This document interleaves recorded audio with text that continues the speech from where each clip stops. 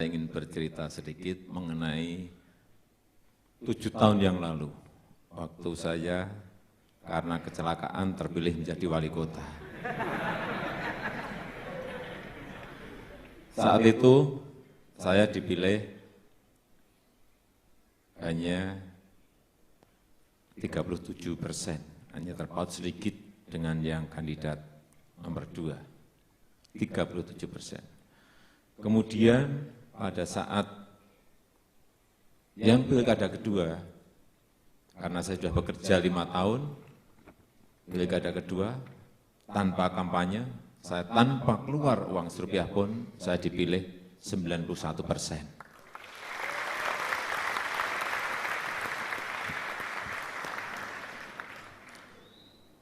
Waktu pilkada yang pertama, setelah terpilih, Jumatnya dilantik. Jumat dilantik. Saya sudah 25 tahun, itu tidak pernah ikut upacara. Tidak pernah ikut upacara. Karena 23 tahun saya hidup di usaha ekspor produk-produk kayu. Sebelumnya, saya juga ikut upacara, tapi hanya sebagai peserta upacara.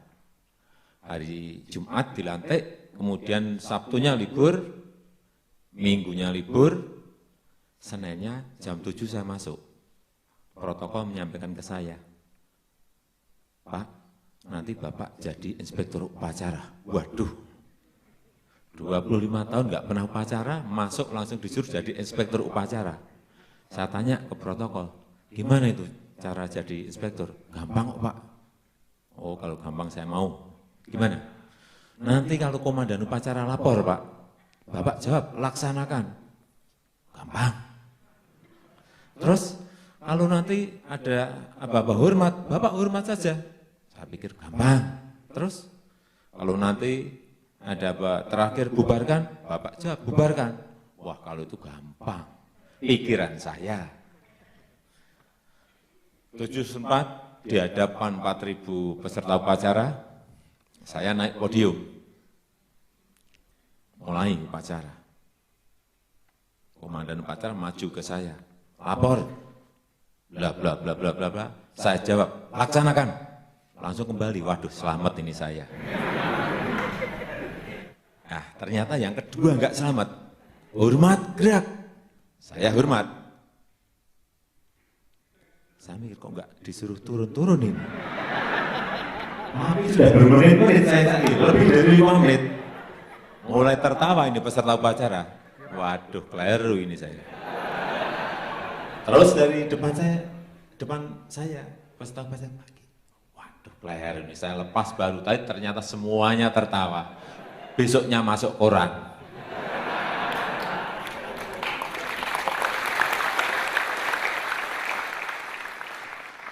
Terakhir saya sampaikan bubarkan. Kemudian yang kedua, sebelum masuk yang serius lagi, ini juga cerita betul. Saya masuk, saya diberi ajudan di wali kotanya. Bapak, ini disiapkan ajudan untuk Pak Wali. Ya, ajudan, ya. Nah, ini ternyata problem juga. Saya dapat ajudan, saya ini kan kurus, badan saya ini beratnya hanya 54 kilo. Ajudan saya tinggi tegap dan ganteng. Ada problem. Setiap tamu yang hadir di balai kota yang disalami ajudan saya terus. Sebulan ya saya masih kuat. 2 bulan masih kuat, 3 bulan saya enggak kuat. Setelah itu ya saya copot, saya ganti yang lebih jelek dari saya.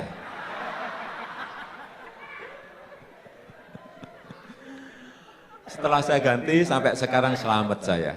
Kalau ada tamu yang disalami saya terus. Pak, oh berarti saya sudah punya potongan jadi wali kota. Sebelumnya, karena ajudan saya lebih tegap, lebih ganteng, saya dianggap nggak punya potongan. Mau cerita lagi yang lucu? Nanti jadi stand up komedi nanti.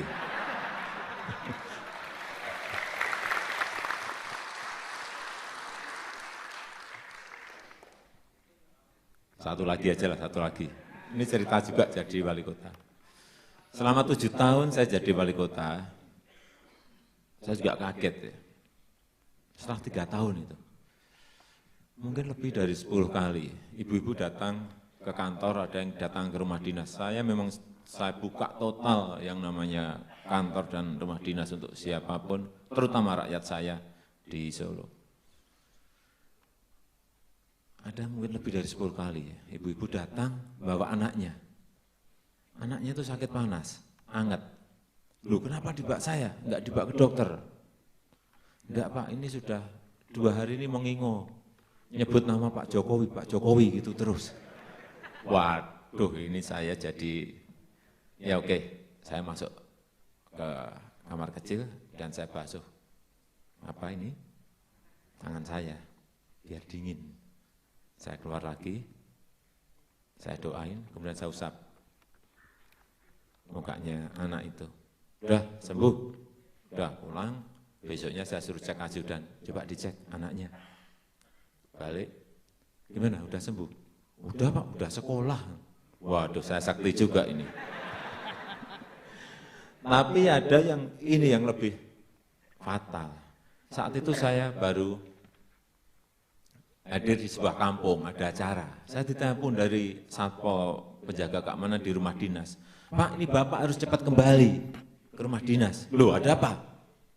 Anu Pak, ini ada dua mobil station penuh dengan orang, satu RT